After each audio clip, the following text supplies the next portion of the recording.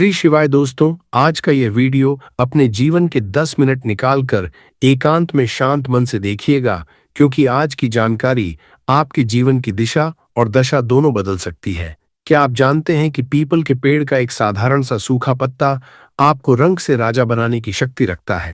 स्वयं माता लक्ष्मी द्वारा बताए गए इस गुप्त और चमत्कारी उपाय को जानने के बाद आपकी सोई हुई किस्मत अंगड़ाई लेकर जाग उठेगी और आपके घर में धन धान्य की ऐसी वर्षा होगी जिसकी आपने कभी कल्पना भी नहीं की होगी। अगर आज आपने इस दिव्य चर्चा को बिना छोड़े अंत तक श्रवण कर लिया तो मेरा विश्वास मानिए, भविष्य में जब भी आपकी दृष्टि किसी मंदिर या मार्ग के किनारे खड़े पीपल के वृक्ष पर पड़ेगी तो आप श्रद्धा से नतमस्तक हो जाएंगे। आज हम उस वस्तु की महिमा बताने जा रहे हैं जिसे दुनिया व्यर्थ समझकर पैरों तले रौंद देती है, परंतु वही सूखा पत्ता आज कई परिवारों के लिए सौभाग्य का द्वार बन चुका है। प्रकृति कभी भी कोई संकेत बिना कारण नहीं देती, बस हमें उसे समझने की आवश्यकता है। क्योंकि दोस्तों, आज हम उस चीज की बात करने वाले हैं जिसे लोग अक्सर पैरों से रंध कर निकल जाते हैं, लेकिन वही चीज कई लोगों के लिए किस्मत पलटने का संकेत बन चुकी है। मैं बात कर रहा हूं पीपल के सूखे पत्ते की। जी हाँ, वही पीपल का सूखा पत्ता जो हवा में उड़ता हुआ कभी आपके पैरों के पास आकर रुक जाता है और आप बिना सोचे समझे उसे किनारे कर देते हैं। लेकिन क्या आपने कभी सोचा है कि प्रकृति यूं ही कुछ भी आपके सामने नहीं लाती? दोस्तों, हमारे शास्त्रों में साफ लिखा है कि पीपल अकेला ऐसा वृक्ष है जिसमें ब्रह्मा, विष्णु और महेश तीनों का वास समझा गया है। इसीलिए इसे कल्प वृक्ष भी कहा जाता है। अब यहाँ ध्यान देने वाली बात यह है कि जब पीपल का हरा पत्ता टूटता है तो उसे अशुभ समझा गया है, लेकिन जब पीपल का पत्ता खुद सूख कर और गिरकर आपके पास आता है तो उसे देव संकेत कहा गया है। मतलब ये प्रकृति की तरफ से एक इशारा है। और दोस्तों, जो चीज आपके पास खुद चलकर आती है वह खाली नहीं आती। अब आप सोच रहे होंगे कि आखिर एक सूखा पत्ता कैसे किसी को धनवान बना सकता है? तो सुनिए, धनवान बनने का मतलब सिर्फ पैसा नहीं होता, बल्कि वह सोच, वो अवसर और वह समझ होती है जिससे पैसा आता है और यही काम करता है पीपल का सूखा पत्ता, क्योंकि यह पत्ता आपको बाहर से नहीं बल्कि अंदर से बदलना शुरू करता है। दोस्तों, पुराने समय में तांत्रिक, साधु और यहाँ तक कि राजा भी पीपल के पत्ते का उपयोग अपने जीवन के बड़े फैसलों में करते थे। कहा जाता है कि पीपल का पत्ता मन और ब्रह्मांड के बीच एक सेतु का काम करता है। इसे हम एक पुरानी कथा से जान लेते हैं। एक साधारण किसान था जो हमेशा मेहनत करता था, लेकिन उसका पैसा कभी टिकता ही नहीं था। एक दिन जब वह मंदिर के पास बैठा था तो हवा के झोंके के साथ पीपल का एक सूखा पत्ता उसके पैरों में आकर अटक गया। उसने पत्ते को उठाकर देखा और जाने क्यों उसके मन में आया कि इसे घर ले जाया जाए। उसने पत्ते को अपनी छोटी सी संदूक में रख दिया। धीरे धीरे उसके फैसले बदलने लगे। फालतू खर्च कम हुआ, सही लोगों से मुलाकात हुई और कुछ ही सालों में वही किसान गांव का सबसे संपन्न व्यक्ति बन गया। दोस्तों, आप कहेंगे यह तो कहानी है, लेकिन कहानियां यूं ही नहीं बनती, वे अनुभव से निकलती है। अब ध्यान दीजिए, असली बात पर जो पीपल के सूखे पत्ते से जुड़ी है। इसका पहला नियम है लालच नहीं श्रद्धा। मतलब आप पत्ता उठाते समय मन में यह मत सोचिए कि आज उठाया और कल करोड़पति बन गए। नहीं दोस्तों, यह कोई लॉटरी टिकट नहीं है। यह एक ट्रिगर है आपके भीतर छिपी ऊर्जा को जगाने का। अब सबसे पहले समझिए कि सही पत्ता कौन सा है। पत्ता हरा नहीं होना चाहिए, टूटा हुआ नहीं होना चाहिए, वह अपने आप जमीन पर गिरा होना चाहिए और उसे उठाते समय आपके मन में डर या संकोच वंकोच नहीं, बल्कि शांति महसूस होनी चाहिए। अब जब ऐसा पत्ता मिल जाए तो सबसे पहले उसे किसी साफ कपड़े में लपेटकर घर लाना है। घर लाकर उसे पानी से नहीं धोना है, बल्कि साफ कपड़े से पोंछना है, क्योंकि पानी से धोने का मतलब है कि आप उस ऊर्जा को बहा रहे हैं। दोस्तों, ये छोटी छोटी बातें सुनने में अजीब लगती है, लेकिन असर इन्हीं से होता है। आप इस पत्ते को अपने घर के उस स्थान पर रखिए जहां आप रोज पैसे गिनते हैं या पैसे के बारे में सोचते हैं, जैसे तिजोरी, अलमारी, पर्स या डायरी।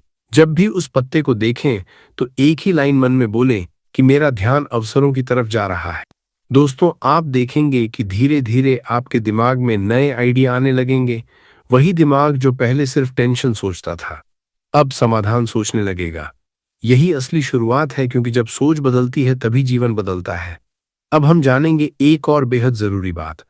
अगर आपके मन में हमेशा ये चलता है कि पता है कि पैसा नहीं है, हालात खराब है और सब बेकार है तो चाहे आप 1000 पत्ते रख लें, कुछ नहीं होगा। पीपल का सूखा पत्ता काम तभी करता है जब आप अपने शब्दों और सोच पर नियंत्रण रखते हैं। इसलिए आज से एक नियम बना लीजिए कि पत्ते के सामने कभी नकारात्मक शब्द नहीं बोलने हैं। दोस्तों, यही वजह है कि कुछ लोगों को उपाय से चमत्कार दिखता है और कुछ को कुछ भी नहीं। अब जानेंगे वो गुप्त उपाय जो अमावस्या, शनिवार, लक्ष्मी और पीपल के पत्ते से जुड़े हैं। अगर इन्हें सही समय पर किया जाए तो मौके अपने आप आपकी तरफ चल कर आते हैं।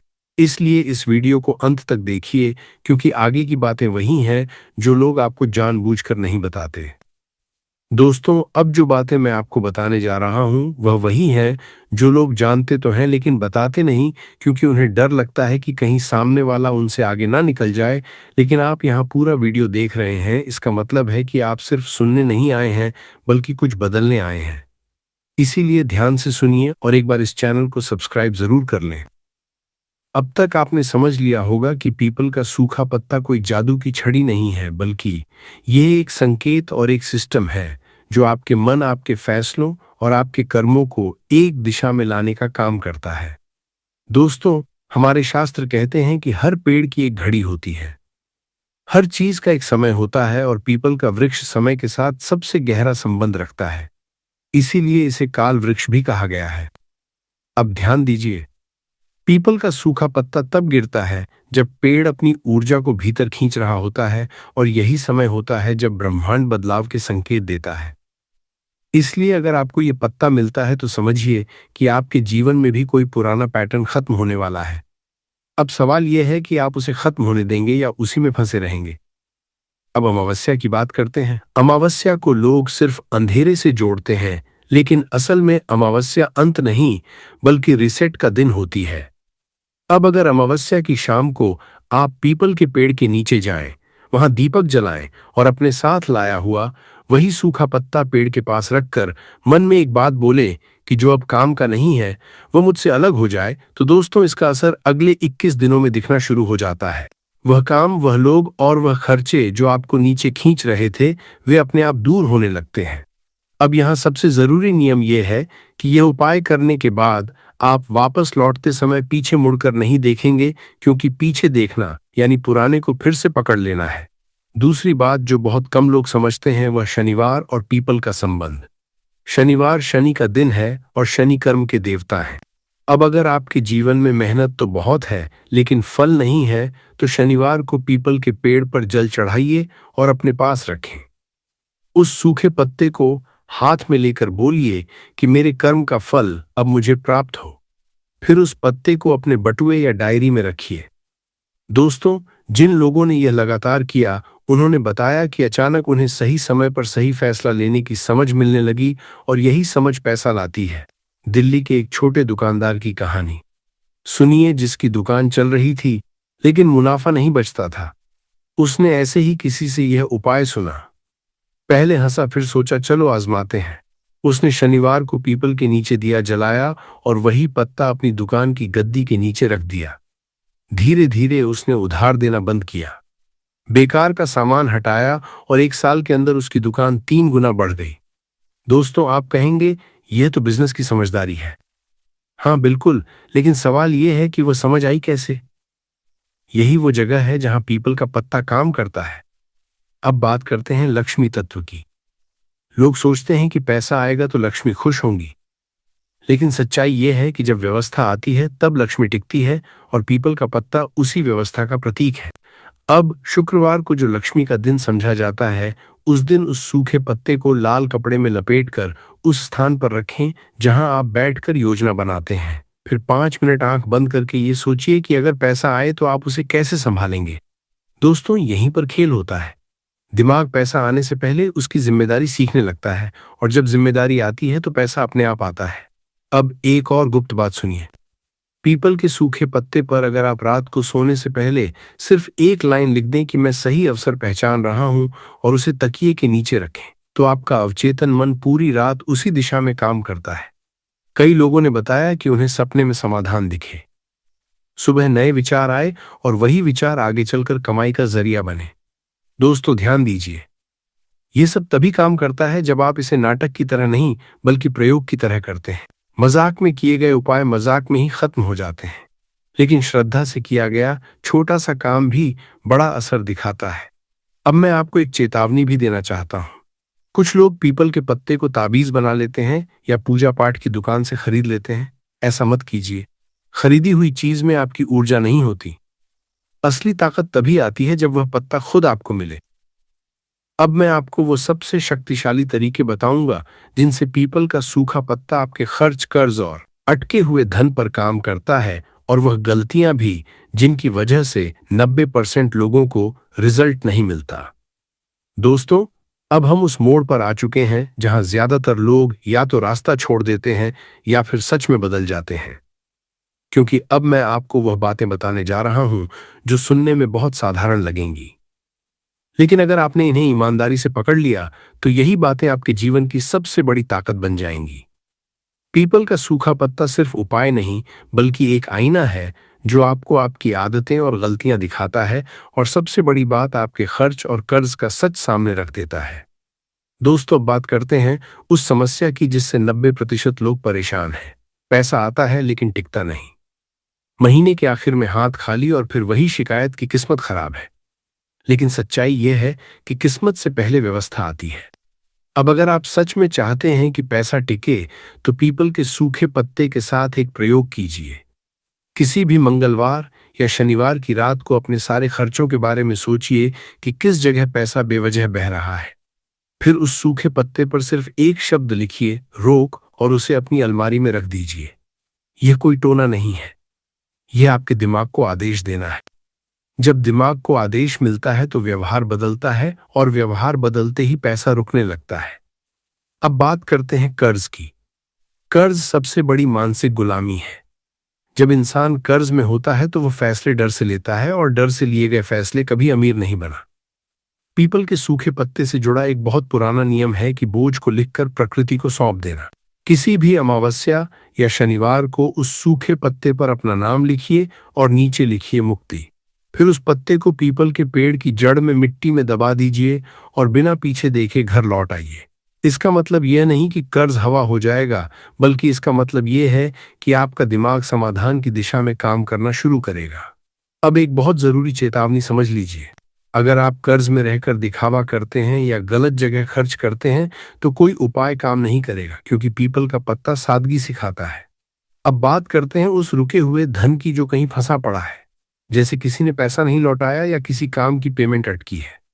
ऐसे में आप गुरुवार की सुबह उस सूखे पत्ते को हाथ में लेकर भगवान विष्णु का स्मरण करें और मन में बोले कि जो मेरा है वो मुझे मिले। फिर उस पत्ते को अपनी डायरी में रख लें, और ध्यान रहे उसके बाद किसी से झगड़ा या शिकायत मत कीजिए, क्योंकि जैसे ही आप झगड़ा करते हैं आप उस ऊर्जा को काट देते हैं। कई लोगों ने बताया कि इसके बाद खुद सामने से पैसा लौटाने की बात होने लगी। अब एक और गहरा प्रयोग सुनिए। अगर आप बिजनेस करते हैं या कुछ नया शुरू करना चाहते हैं लेकिन डर लगता है, तो रविवार की सुबह सूरज निकलते समय उस सूखे पत्ते को हाथ में लेकर सूर्य को प्रणाम करें और बोले कि मुझे सही निर्णय लेने की शक्ति दो। फिर पत्ते को अपने बैग में रखें।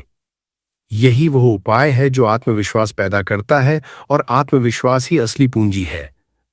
अब मैं आपको एक ऐसी गलती बता देता हूं जिससे लोग सारा असर खराब कर लेते हैं। लोग एक साथ 10 उपाय करने लगते हैं, जिससे मन भटका रहता है और ध्यान टूट जाता है। याद रखिए, पीपल का सूखा पत्ता संयम का प्रतीक है, इसलिए एक समय में एक ही उद्देश्य रखिए। सब कुछ एक साथ मत मांगिए। दोस्तों, ये कोई चमत्कार नहीं बल्कि चेतना का बदलाव है। अब स्क्रीन पर जो आप देख रहे हैं ये लहसुन है। लहसुन अक्सर सभी महिलाएं रसोई घर में उपयोग करती होंगी, लेकिन अभी तक बहुत सी महिलाओं को इसके उपाय नहीं पता है। अगर आप इसके उपाय जान जाते हैं तो आपकी सोई किस्मत भी चमक जाएगी। ज्योतिष शास्त्र में लहसुन के बहुत से उपयोगी उपाय बताए गए हैं जो धन की तिजोरी को भर देते हैं। पहला उपाय उनके लिए है जो लाख मेहनत करने के बाद भी मनचाहा परिणाम नहीं पा रहे हैं। इसके लिए आप शनिवार के दिन अपने पर्स में लहसुन की एक कली रखें। एक दिन बाद इसे हटाकर बदल दें। इस उपाय से भाग्य चमकेगा और धन के मार्ग खुलेंगे। अगला उपाय सफलता के लिए है। यदि आपको ऑफिस या व्यापार में सफलता नहीं मिल रही है तो शनिवार के दिन 5 लहसुन की कलियां लें और उन्हें लाल रंग के कपड़े में लपेटकर एक पोटली बना लें। इसे अपने कार्यस्थल के मुख्य द्वार पर लटका दें। ध्यान रखें कि ये उपाय करते समय आप अकेले हों और कोई आपको देखे नहीं। ऐसा करने से कार्य क्षेत्र में आ रही बाधाएं दूर होंगी। अगर आपके घर में हमेशा लड़ाई झगड़े या ग्लेश रहता है, पति पत्नी के बीच अनबन रहती है या बच्चे बात नहीं मानते, तो लहसुन का ये उपाय बहुत कारगर है। एक कटोरी दही लें और उसमें 7 लहसुन की कलियां डाल दें। फिर इसे घर की छत पर रख दें। जैसे जैसे लहसुन सखेगा, वैसे वैसे परिवार में प्यार बढ़ेगा और नकारात्मक ऊर्जा दूर होगी। अंत में नजर दोष को दूर करने के लिए एक नीले रंग का कपड़ा लें और उसमें लहसुन का एक टुकड़ा बांधकर अपने घर के मुख्य दरवाजे पर लटका दें। इससे घर के सदस्यों को नजर लगने की संभावना कम हो जाएगी और सुख ही शक्तिशाली चमत्कारी यंत्र होता है और तांत्रिक पूजा में इसका बहुत बहुत महत्व होता है। और आज से नहीं, प्राचीन युग से आपको पता ही होगा, जितने शास्त्र हैं, ग्रंथ हैं, वास्तु हैं, ज्योतिष शास्त्र हैं, सभी में मोर के पंख को बहुत इंपॉर्टेंट स्थान दिया जाता है। हिंदू मान्यताओं के अनुसार घर में मोर पंख का प्रयोग करने से अमंगल टल जाता है। विशेष रूप से कहा जाता है कि मोर पंख से दुरात्माएं पास नहीं। मोर पंख को भगवान श्री कृष्ण ने अपने मुकुट पर स्थान दे सम्मान दिया। वास्तु के अनुसार मोरपंख घर से अनेक तरह के वास्तु दोष को दूर करता है और मोरपंख सकारात्मक ऊर्जा को अपनी तरफ खींचता है। जो ऋषि महर्षि थे, उन्होंने मोरपंख की कलम से ही बड़े बड़े ग्रंथ लिखे हैं। मोरपंख की उपयोगिता बताने लायक नहीं है, क्योंकि आयुर्वेद में भी इसका अच्छा खासा महत्व होता है। और शास्त्रों के अनुसार संध्या नाम का एक स्वर्ग पर उसने अधिपत्य कर लिया था, देवताओं को बंदी बना लिया था। तभी भगवान ने असुर को मारने की एक योजना बनाई और योजना के अनुसार सभी देवी देवता और सभी नवग्रह एक मोर के पंखों में विराजित हो गए। इसके बाद मोर शक्तिशाली हो गया, उसने संध्यासुर का वध कर लिया। तभी से मोर को और भी पूजनीय और पवित्र समझा जाने लगा। आगे बढ़ने से पहले आपसे रिक्वेस्ट करते हैं कि वीडियो को लाइक जरूर करिएगा, दोस्तों को कर दीजिएगा, और अगर आपने अभी तक चैनल को सब्सक्राइब नहीं किया है तो चैनल को सब्सक्राइब करके बेल आइकॉन जरूर दबाइएगा। दोस्तों, सिर्फ ऋषि मुनि और राजा महाराजा ही नहीं, बल्कि भगवान श्री कृष्ण के क्या कहने। आपको भी पता है कि कृष्ण कन्हैया को मोर पंख बिना अधूरा समझा जाता है। उन्हें मोर मुकुट वाला कहा जाता है। उनके मुकुट में मोर पंख के बिना वो कभी रहते नहीं थे। इसका कारण भी ये था कि बचपन से ही उन माता ने उन्हें मोर पंख धारण करवाया था, क्योंकि मोर पंख से काल सर्प दोष दूर होता है और श्री कृष्ण भगवान को काल सर्प दोष था। दोस्तों, सिर्फ हमारे धर्म में ही नहीं, बल्कि एशिया के बहुत सारे देशों में मोर पंखों को अध्यात्म से जोड़कर देखा जाता है। आपने सुना होगा, वो प्रेम, प्रतिष्ठा, धीरज और स्नेह का सूचक है। और मैं मोर पंख की बहुत महत्ता बताई गई है।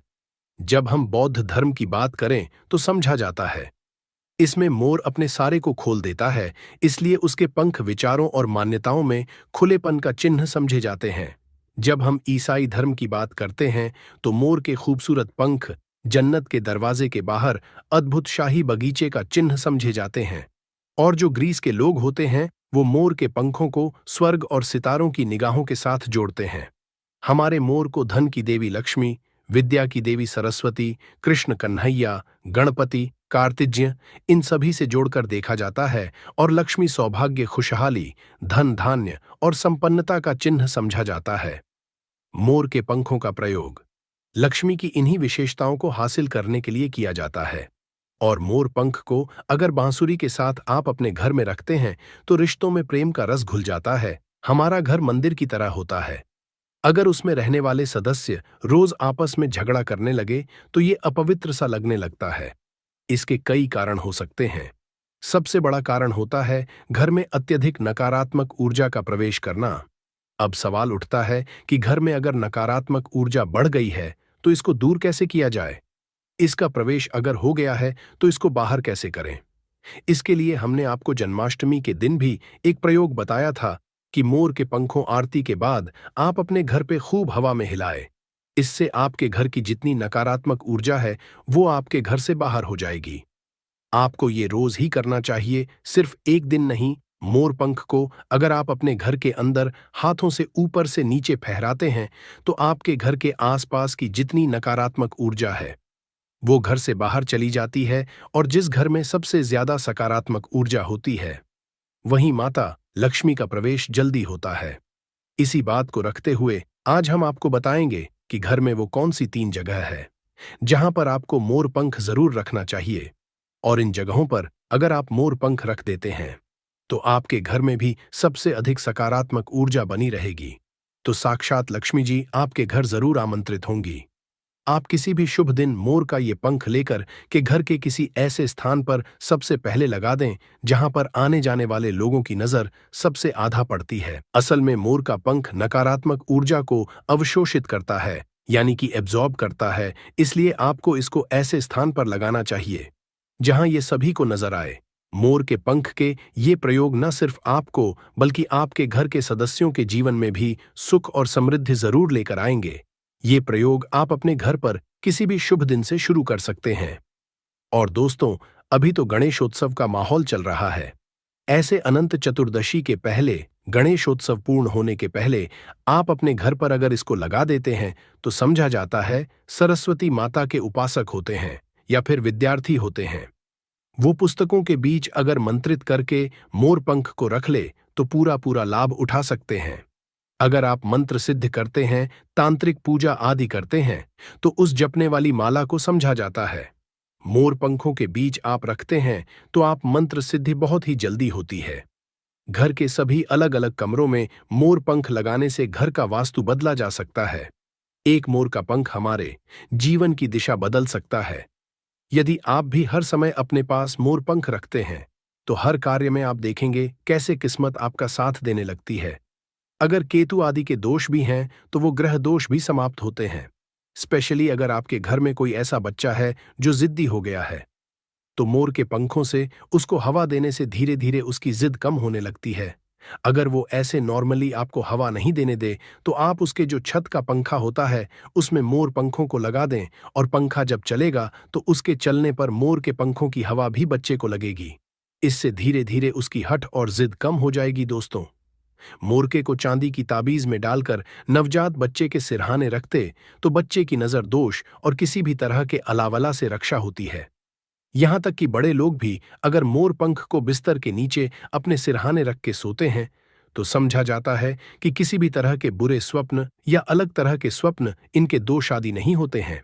अगर आपके बच्चे का पढ़ाई में मन नहीं लगता है, कमजोर है, तो उनके कमरे में मोर पंख लगाएं, स्पेशली उनके स्टडी टेबल में लगाएं, और जिस सब्जेक्ट में बच्चा वीक उसके उस बुक में आप मोर के पंखों को रख दें।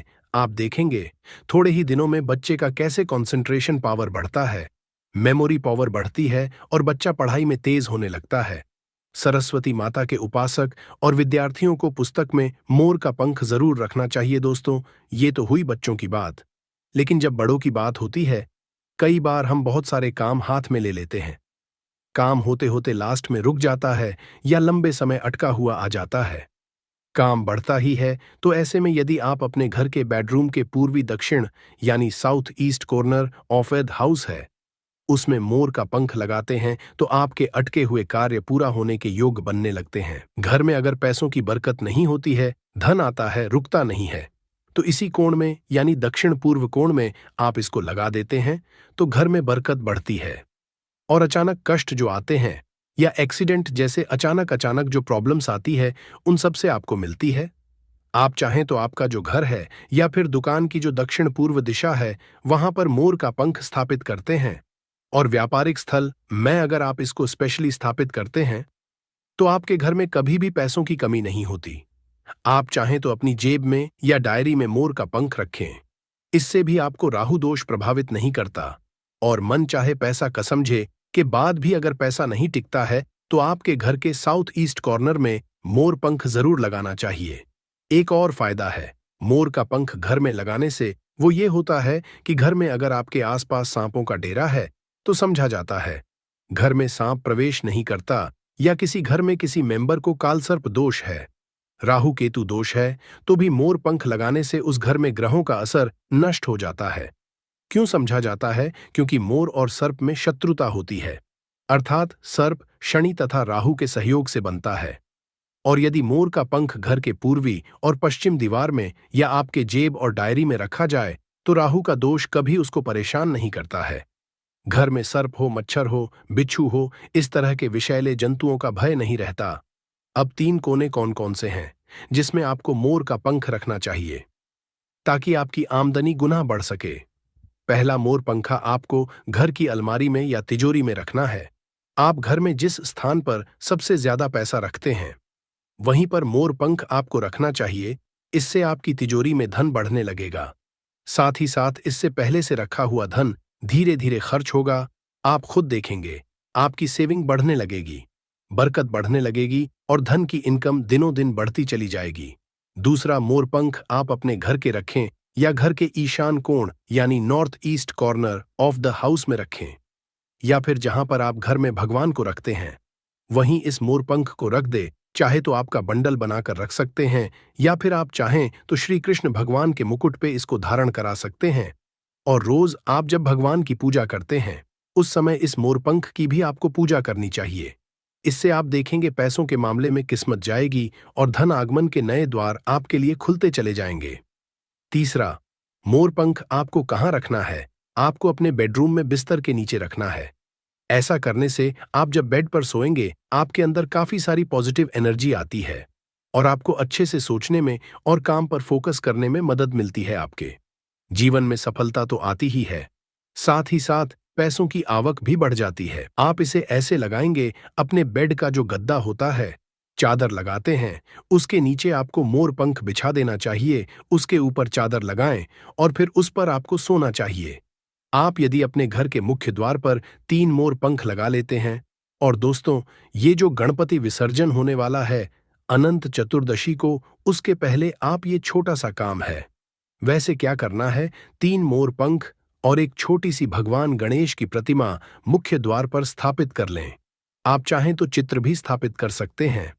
अगर आपके पास गणपति देव की प्रतिमा नहीं है या आप अफोर्ड नहीं कर सकें तो ऐसे लगा दें।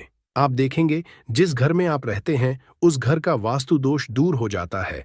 साथ ही साथ किसी की बुरी नजर भी आपके घर पर नहीं पड़ती है।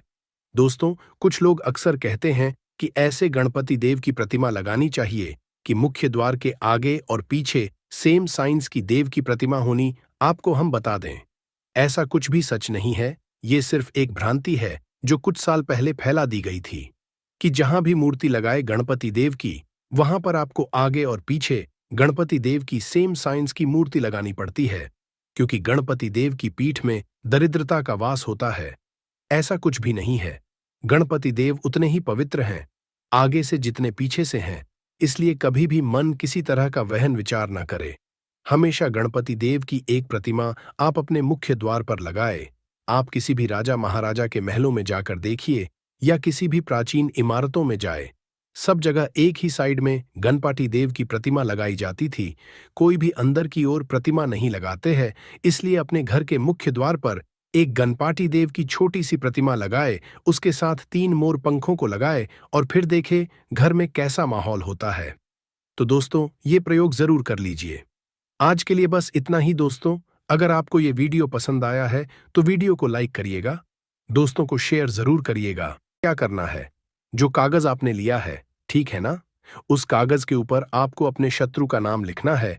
अगर का नाम पता है तो मान लीजिए, शत्रु का नाम पता ही नहीं है या शत्रु बहुत हैं या गुप्त शत्रु हैं जिनके बारे में आप जानते ही नहीं, क्योंकि देखिए गुप्त शत्रु का कोई पता नहीं लगा सकता। बहुत सारे कम ऐसे लोग हैं जिन्हें पता होता है कि हाँ गुप्त शत्रु हैं हमारे, या पता लग जाता है। किसी तरीके से आधे से ज्यादा केस में गुप्त शत्रु के बारे में पता ही नहीं चलता है। इसलिए आप नाम ना लिखकर शत्रु या गुप्त शत्रु लिखेंगे पर्ची पर तो आपको ज्यादा लाभ होगा।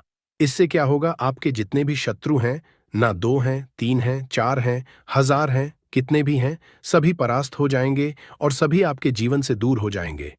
मतलब उनकी पूरी ताकत खत्म हो जाएगी। कुछ आपका नहीं बिगाड़ पाएंगे। तो कोशिश वो कितनी भी कर लें कि आपका नुकसान करना है, धन हानि करनी है, व्यापार खराब करना है, लेकिन सिर्फ सोचेंगे कर कुछ नहीं पाएंगे। तो देखिए पर्ची पर आपको नाम लिख लेना है, या फिर नाम ना लिखकर आप शत्रु लिखें तो ज्यादा उत्तम है। शत्रु लिख लिया, अब उस पर्ची को आपको फोल्ड कर लेना है, ठीक है ना, मोड़कर उसे बंद कर लेना है पर्ची को। अब जो माचिस है आपके पास, उस माचिस के अंदर इस पर्ची को, इस सफेद रंग के कागज को जिस पे आपने शत्रु लिखा है, उस पर्ची को आपको रख लेना है। रख लिया, अब इस माचिस को आपको बंद करके अपने पास रख लेना है। माचिस खोलकर ही उसके अंदर आपको पर्ची रखनी है और फिर माचिस को 24 घंटे तक, कितने घंटे, 24 घंटे यानी 24 आवर 24 घंटे आपको उस माचिस को अपने पास रखना है। देखिए, जब 24 घंटे हो जाएंगे, उसके बाद आपको क्या करना है? 24 घंटे में आप सोचें कि रात में आप सो रहे हैं, तो क्या माचिस को बाहर निकाल कर रखना है? नहीं, सोते समय भी उस माचिस की डिब्बी को अपने पास रखना है। ठीक है ना? अपनी पॉकेट में आप रख सकते हैं, तकिया के पास रख सकते हैं। कहीं भी रखिए, रखना अपने पास। जब 24 घंटे हो जाएंगे, उसके बाद अगले दिन आपको क्या करना है कि सुबह उठना है। जो भी आप काम करते हैं वो काम कर लीजिए। उसके बाद जब भी आपको समय मिले, उस समय आपको क्या करना है? कहीं एकांत स्थान पर जाना है। ठीक है ना? आप किसी ऐसे स्थान पर भी जा सकते हैं जहां पानी भरा होता है, इकट्ठा हो जाता है। ऐसे स्थान पर भी जा सकते हैं, या ऐसे स्थान पर चले जाइए जो बिल्कुल एकांत, जहां कोई आता जाता ना हो। एकांत व्यक्ति आए तो कोई बात नहीं, ज्यादा लोग ना आते जाते हो, ऐसे स्थान पर आपको जाना है और वहां जाकर फिर से आपको अपने शत्रुओं के बारे में सोचना है। ऐसा सोचना है कि मेरे जितने भी शत्रु हैं, अब वो परास्त हो रहे हैं, मेरे जीवन से दूर हो रहे हैं, और चाहकर भी अब वो मेरा कुछ नहीं बिगाड़ सकते। ऐसा सोचना है और मन ही मन आपको प्रार्थना करनी है राहु से कि मेरे जो शत्रु हैं, मेरे जो दुश्मन हैं, उन्हें मेरे जीवन से आप दूर कर दीजिए। ठीक है ना? ये माचिस का उपाय राहु से जुड़ा हुआ है। अब आपको क्या करना है? उस पूरी माचिस की डिब्बी को वहां एकांत में फेंक कर आ जाना है। तो माचिस की डिब्बी को जब फेंकेंगे, पर्ची के साथ ही आपको फेंकना है।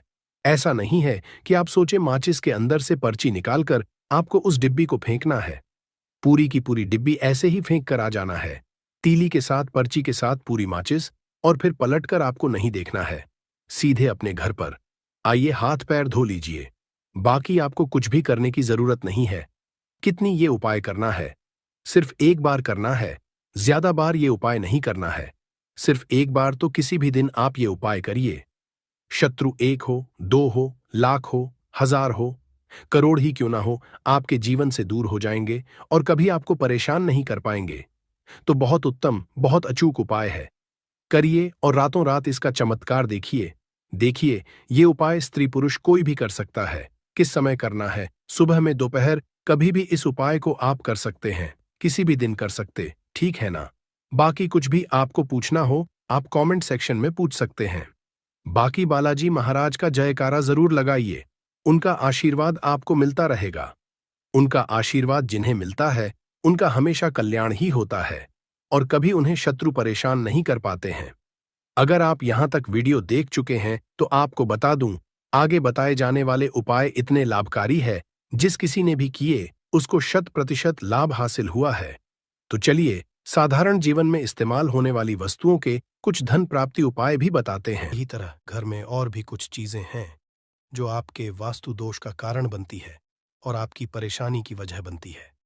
तो आइए पहले जान लें, क्या आपको अपने घर में वास्तु दोष के बारे में कैसे पता लगता है और किस तरह से आप बड़ी ही आसानी से इसे कर सकते हैं। दोस्तों, वास्तुशास्त्र के अनुसार किसी भी घर में वास्तु दोष होने से सुख, शांति और पारिवारिक उन्नति में बाधा पैदा होती है। वास्तु दोष के कारण पनपने वाली नकारात्मक ऊर्जा से व्यक्ति के भाग्य पर बुरा असर पड़ता है। साथ ही घर के लोगों को कई तरह की परेशानियों का सामना करना पड़ता है। दोस्तों, शास्त्रों के अनुसार अगर हम ये छोटे मोटे उपाय कर लें तो अपने घर नेगेटिव एनर्जी से छुटकारा पा सकते हैं। तो आइए जानते हैं, लेकिन उससे पहले दोस्त, आपसे रिक्वेस्ट है कि वीडियो को लाइक करें, अपने दोस्तों के साथ शेयर करें, और अगर आपने अभी तक चैनल को सब्सक्राइब नहीं किया तो सब्सक्राइब करके बेल आइकॉन जरूर प्रेस कर लें। दोस्तों, नंबर 1, जीवन में तरक्की पाने के लिए रोज पहली रोटी गाय को दें, पीपल को जल चढ़ाएं और चींटियों को मिला आटा दें। तांबे के लोटे में जल लाल चंदन मिलाकर रात को अपने सर के पास रखकर सो जाए। सुबह उस जल को तुलसी को चढ़ा दें। ऐसा करने से आपकी परेशानियां धीरे धीरे दूर हो जाएंगी। नंबर 2, वास्तु के मुताबिक अगर आपके घर में तिजोरी है और आप उसके सामने शीशा लगा दें तो इससे धन में बरकत होती है। व्यापारी लोग अपने कैश बॉक्स के सामने शीशा लगाएं, इससे आपके ग्राहक बढ़ेंगे। दोस्तों, 3, झाड़ू पोछा कभी भी खुले में नहीं रखना चाहिए, इन्हें हमेशा छिपाकर रखना चाहिए और झाड़ू कभी भी रसोई में नहीं रखनी चाहिए। नंबर 4, शौचालय का दरवाजा हमेशा बंद होना चाहिए। माना जाता है कि घर की नकारात्मक ऊर्जा शौचालय में ही बात करती है। ऐसे में अगर शौचालय का दरवाजा खुला रहता है तो नकारात्मक ऊर्जा आपके घर में प्रवेश करती है। नंबर घर में सुख शांति के लिए कपूर को घी में डूबाकर सुबह शाम जलाना चाहिए। इससे घर में वास्तु दोष भी कम होता है और रह रहे सदस्यों के जीवन की परेशानियां दूर होती हैं। दोस्तों, नंबर 6, दुर्घटना से बचने के लिए शाम को हनुमान चालीसा के बाद कपूर जरूर जलाना चाहिए। नंबर 7, घर में जिस जगह वास्तु दोष हो वहां कपूर की 2 टीकियां रखें। खत्म हो जाने के बाद वहां दोबारा इसे रखें। नंबर 8, अस्त के बाद कभी भी किसी को दूध, दही या प्याज नहीं देना चाहिए, यह भाग्य में बाधक भी बन सकता है। नंबर 9, घर के मुख्य द्वार पर कूड़ादान कभी भी न रखें। नंबर 10, घर में टूटा हुआ शीशा कभी भी नहीं होना चाहिए। नंबर 11, अच्छे भाग्य के लिए सुबह नहाते समय पानी में थोड़ा सा कपूर का तेल मिलाएं। शनिवार को चमेली का तेल भी मिला सकते हैं। नंबर 12, लक्ष्मी की कृपा पाने के लिए रोज रात को रसोई अच्छी तरह से साफ करके चांदी की कटोरी में कपूर और लौंग जलाएं। यह प्रक्रिया रोज की जाए तो घर में बरकत बनी रहती है और मां लक्ष्मी जल्द ही ऐसे घर से आकर्षित होती है। ऐसे घरों से नकारात्मकता हमेशा दूर रहती है। दोस्तों, नंबर 13, घर के सोने वाले कमरे में पौधे नहीं लगानी चाहिए, इससे आपके ऊपर नकारात्मक असर हावी हो सकता है। नंबर 14, घर में पौधे लगाते समय पानी में सेंधा नमक डालें। सादे नमक का भी आप उपयोग कर सकते हैं, लेकिन दोस्तों ज्यादा फलदायी होता है। आपको शुभ फल जल्द ही हासिल होंगे। दोस्तों, घड़ी की सही दिशा आपके जीवन को भी सही रास्ता दिखाने में मदद कर सकती है। इसके अलावा कैलेंडर को किस जगह लगाना चाहिए और किस जगह पर नहीं, ये भी हम जानेंगे। सबसे पहली बात जिसकी हम बात करेंगे वो है दोस्तों घड़ी का आकार, यानी घड़ी की शेख।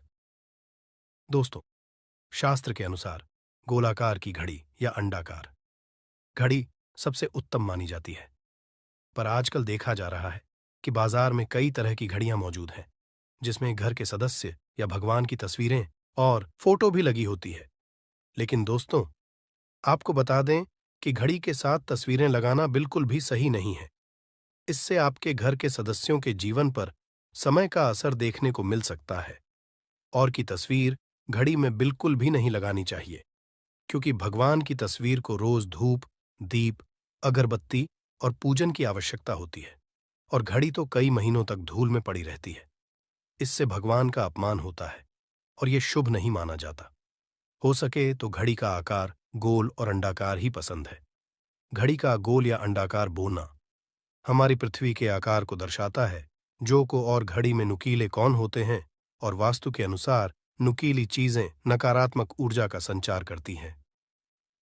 दोस्तों, अगली बार जिसका आपको ख्याल रखना है वो ये है कि घड़ी को स्वच्छ रखें, साफ सफाई का ध्यान रखें, धूल ना जमा होने दें, और कहीं से भी घड़ी टूटी फूटी नहीं होनी चाहिए। दोस्तों, जैसा कि हम सभी चाहते हैं कि हमारे जीवन में सब अच्छा और बेहतर होता रहे, तो उसके लिए हम खुद को संवारे रखते हैं, नए कपड़े और नए आभूषण पहनते हैं।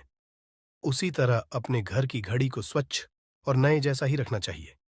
ये कहीं से भी टूटी फूटी नहीं होनी चाहिए। समय समय पर घड़ी पर चढ़ी धूल और जालों को साफ करते रहें, जिससे आपका भाग्य भी धुंधला नहीं पड़ेगा। दोस्तों, कई घरों में आदत होती है कि पुरानी गाड़ी को बनवाकर ही चलाते रहते हैं। एक जगह नई घड़ी आई तो पुरानी किसी और जगह लगा देते हैं। कृपया ध्यान रखें, घर में पुरानी या फिर टूटी हुई या धूल चढ़ी हुई और बंद गाड़ी तो बिल्कुल भी ना रखें। क्यों? इससे घर में नकारात्मकता और दरिद्रता का वास होने लगता है। बंद पड़ी घड़ी को घर में रखने से व्यक्ति के जीवन में नए अवसर नहीं आते और वो अपने कार्य में सफलता हासिल नहीं कर पाता। अगली बार जिसका आपको ध्यान रखना है वो है घड़ी की सही दिशा। घड़ी को कभी भी दक्षिण दिशा में नहीं लगाना चाहिए। दक्षिण दिशा यमलोक की दिशा मानी जाती है। काल का अंतिम चक्र यहीं से शुरू होता है। इसीलिए वास्तुशास्त्र में इस दिशा को घड़ी के लिए अशुभ माना गया है। घर में घड़ी को उत्तर दिशा, पूर्व दिशा या पश्चिम दिशा में आप लगा सकते हैं, लेकिन ध्यान रखें कि घड़ी को कभी भी मुख्य द्वार, कमरे के दरवाजे या आने जाने के लिए उपयोग किए जाने वाले दरवाजे के ऊपर कभी भी नहीं लगाना चाहिए। इससे समय का असर आपके आने जाने की गति और दिनचर्या पर पड़ सकता है। दोस्तों, घड़ी के साथ कैलेंडर का भी ध्यान रखें। जहां घड़ी समय का चिन्ह है, तो वहीं कैलेंडर उससे जुड़ी तारीखों का लेखा जोखा बताता है। कैलेंडर को पूर्वी और उत्तरी दिशा की दीवार पर कभी भी नहीं लगाना चाहिए। ये इससे वास्तु दोष उत्पन्न होता है। और कृपया करके अपने घरों में नए कैलेंडर के साथ पुराना कैलेंडर कभी भी ना लगाएं। दोस्तों, घड़ी और कैलेंडर दोनों ही आने वाले समय के सूचक हैं, जो आगे बढ़ने की प्रेरणा देते हैं। उन्हें समय के अनुसार ही लगाना चाहिए। इस बात का हमेशा ध्यान रखें कि घड़ी का समय हमेशा सही होना चाहिए। बहुत से लोगों की आदत होती है, घड़ी का समय आगे या पीछे रखते हैं, तो ये गलती आप ना करें। समय हमेशा सही रखें। इससे आपको कभी भी समय का कालचक्र और दुष्ट परिणाम हासिल नहीं होता। ये छोटा सा आप जरूर करके देखिए। दोस्तों, छोटी छोटी बातें हैं जिनका आपको ध्यान रखना है। दोस्तों, रखी हुई घड़ी और पुराना कैलेंडर आपके भाग्य को भी रुकावटों से भर देता है। इसीलिए वक्त के साथ आगे बढ़ते रहने के लिए घड़ी और कैलेंडर को बदलते रहिए। और कैलेंडर को कभी भी अपने सोने के कमरे में ना लगाएं, ना ही इसे कभी मुख्य द्वार पर टांगे। ये शुभ नहीं माना जाता। पुरानी घड़ी को दान में देना शुभ माना जाता है। इससे आपके जीवन से बुरा समय निकल जाता है। इसीलिए अगर आपके घर में कोई पुरानी घड़ी है जो टूटी फूटी ना हो और खराब ना हो, तो वो आप किसी जरूरतमंद को दान में जरूर दें। दोस्तों, हमारे हिंदू संस्कृति में प्रत्येक घर में प्रतिदिन पूजा पाठ करने की परंपरा है। और इसके लिए सभी अपने घरों में अपने आराध्य का छोटा सा ही क्यों ना हो, परंतु एक मंदिर अवश्य ही बनाते हैं। नियमित पूजा पाठ करने से न सिर्फ मानसिक शांति मिलती है, बल्कि पूरे घर में सकारात्मक ऊर्जा भी व्याप्त हो जाती है। परंतु यह बात भी सच है कि पूजा पाठ करने के कुछ नियम भी होते हैं, जिन्हें यदि हम कर देते हैं तो हमें हमारी पूजा का पूरी तरह से फल हासिल नहीं होता। पूजा करने के नियम प्राचीन काल से ही चले आ रहे हैं, जो कि एक ठोस धरातल पर आध्यात्मिक और वैज्ञानिक दोनों ही दृष्टिकोण से ध्यान में रखकर बनाए गए हैं। इसलिए हमें इन नियमों को बिल्कुल भी अनदेखा नहीं करना चाहिए। ऐसा ही एक महत्वपूर्ण नियम है नाद, यानी कि पूजा करते समय हम जब घंटी बजाते हैं, उसे बजाने के लिए शास्त्रों कुछ नियम निर्धारित किए गए हैं। शास्त्रों में देवताओं के सामने घंटी बजाने का बहुत अधिक महत्व बताया गया है, जिसे हम इस कृष्ण श्लोक के द्वारा समझ सकते हैं। आगम अर्थमतु देवानाम गमन अर्थम तु राक्षसाम घन्यथा रावम करुमियादो। देवता आह्वान चरण, इसका अर्थ है कि घंटी बजाने से देवताओं का आगमन और राक्षसों का गुमान होता है, और जो घंटियां राक्षसों से हमारी रक्षा करती है उसे हमारा नमन है। तो चलिए दोस्तों, जान लेते हैं कि पूजा करते समय जब हम घंटी बजाते हैं तो उसके पीछे क्या कारण है, घंटी को बजाने के क्या नियम है, और पूजा के वक्त घंटी बजाते समय होने वाली गलतियां कौन सी है जो हमें भूल कर भी नहीं करनी चाहिए। दोस्तों, क्या आपने कभी अपने घर के मंदिर में रखी हुई घंटी को ध्यान से देखा है? अगर आप ध्यान से देखेंगे तो आपको घंटी के ऊपरी हिस्से पर, यानी जहां से हम इसे पकड़ते हैं, उस पर गरुड़ बना हुआ देता है। अंततः घर पर जो हम घंटी इस्तेमाल करते हैं उसे गरुड़ घंटी कहा जाता है। पूजा करते समय गरुड़ घंटी का उपयोग भगवान को आमंत्रित करने, अर्थात भगवान का आवाहन करने के लिए किया जाता है, जिससे एक सुंदर ध्वनि से भगवान का आवाहन करने का आभास होता है। जब हम विधि विधान से पूजा करते हैं तो उसमें घंटी का उपयोग अवश्य रूप से करते हैं। पूजा संपन्न होने पर आरती करते विशेष रूप से नाद होना चाहिए, नहीं तो हमारी पूजा आदि अधूरी मानी जाती है। परंतु हम में से अधिकांश लोग इसे मात्र एक सामान्य प्रक्रिया मानते हैं और पूजा करते समय घंटी बजाना भूल जाते हैं। तो आइए जानते हैं उन नियमों के बारे में। मतलब आज की वीडियो पूरी तरह से आपके प्रश्नों पर आधारित है, जिनका उत्तर मैं आपको शास्त्रों के अनुसार देने का पूरा प्रयास करूंगा। तो वीडियो को पूरा जरूर देखें, और अगर आपको आज की वीडियो अच्छी लगे तो इसे लाइक जरूर कीजिए। जय मां लक्ष्मी आपके इस वीडियो को जो भी लाइक और चैनल को सब्सक्राइब करें, उसके जीवन में कभी भी धन की कमी ना होने देना। दोस्तों, हमारे प्राचीन शास्त्र की मान्यता